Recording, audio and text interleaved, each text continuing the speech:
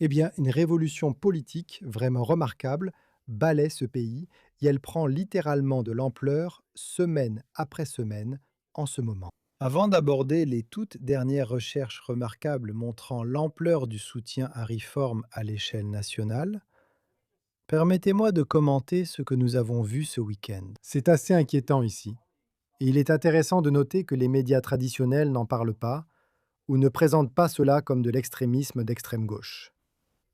Je me demande pourquoi.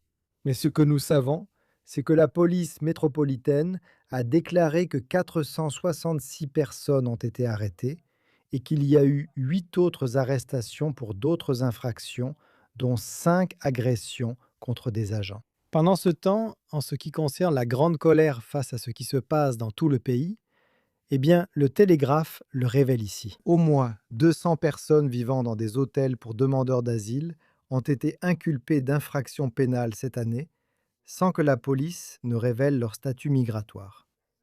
C'est ce que rapporte le Télégraphe.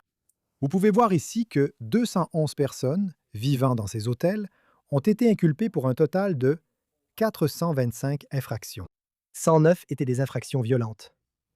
44 étaient des infractions à caractère sexuel, dont 4 accusations de viol présumé, et 63 infractions liées au vol. Le journal The Telegraph a analysé les dossiers judiciaires de 50 hôtels connus hébergeant des demandeurs d'asile. Il y en a en fait des centaines partout dans le pays.